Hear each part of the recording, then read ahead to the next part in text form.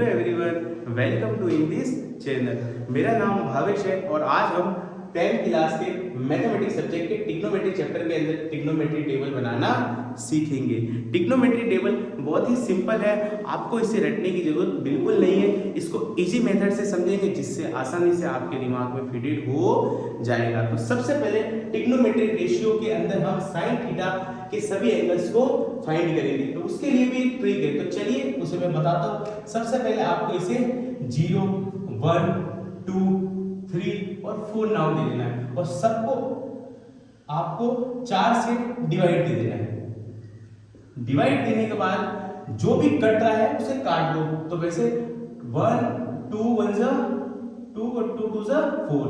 वैसे 3 और 4 तो कट ही नहीं रहा है, वैसे 4, 1 जा 4। अब आपको क्या करना है, सभी के ऊपर रूट लगा देना है। ऐसे रूट लगा दिया। अब रूट के अंदर हम किसी की वैल्यू निकालें तो सबसे पहले 0 में हम 4 का डिवाइड दे दें तो 0 ही आता है। अब इसका अगर हम रूट निकालें तो 0 ही आता है। वैसे 1 का रूट क्या होता है, 1 ही होता है। और वैसे 4 का रूट क्या होता है, 2। वैसे 1 का रूट 1 होता है और रूट 2 का रूट 2 ही रहेगा। वैसे रूट 3 का रूट 3 रहेगा और रूट 4 का 2 बन जाएगा। और वैसे रूट 1 का 1 ही हो जाएगा। तो ये सभी जो वैल्यू फाइंड करी ये सब साइन की थीटा की वैल्यू है। जैसे साइन 0 की वैल्यू होती है 0, साइन 30 की वैल्यू होती है 1/2, साइन 45 की वैल्यू होती है 1/√2, साइन 60 की वैल्यू होती है √3/2।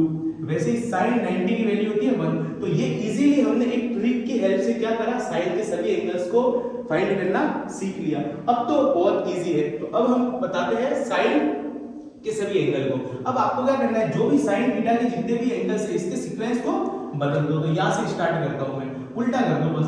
1√3/2, 1/√2, वैसे ही हो जाएगा 1/2 और ये 0। तो सीक्वेंस को बदल दिया।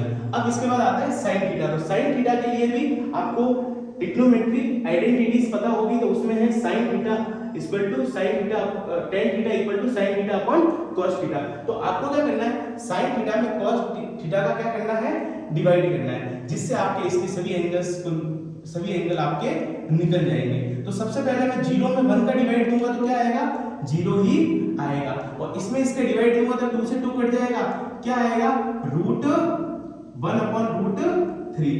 वैसे इसको मैं काटूंगा तो क्या आ जाएगा, 1 ही आ जाएगा। जब मैं इसको 2 से 2 काट दूंगा तो यहाँ पे क्या आएगा, √3। वैसे ही किसी नंबर में अगर 0 का डिवाइड दूंगा तो क्या आएगा, नॉट डिफाइंड। अब इसके सीक्वेंस को चेंज कर लेते हैं हम।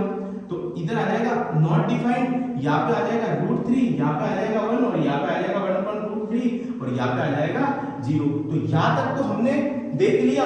इसके बाद वाले सेक थीटा और कोसेक थीटा के लिए भी हम एक फॉर्मूले को देख के समझ सकते हैं। तो साइन थीटा किसका अपोजिट होता है, कोसेक का, और cos किसका अपोजिट होता है, सेक का।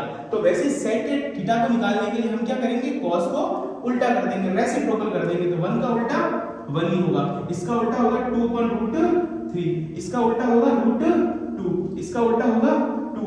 और 0 का जब उल्टा करते हैं हम तो 0/1 तो है, इसका उल्टा करेंगे तो 1/0 हो जाएगा। तो किसी भी नंबर में अगर हम 0 का डिवाइड देंगे तो वो क्या हो जाएगा, नॉट डिफाइंड। अब हम यहां से इसके सीक्वेंस को भी चेंज कर लेंगे। तो नॉट डिफाइंड आएगा पहले, फिर आएगा 2, फिर आएगा √2, फिर आएगा 2/√3, फिर आएगा 1। तो आपने देखी होगी कि अभी हमने टेबल कितनी इजी वे में समझाई और कितनी इजी वे में हमने फाइंड करी है। बिल्कुल इसको रटने की जरूरत नहीं है, इस तरीके से आप इसको बना सकते हो। आई होप ये टेबल बनाना आपने सीखा होगा। Thank you, watch this video, bye and जय हिंद।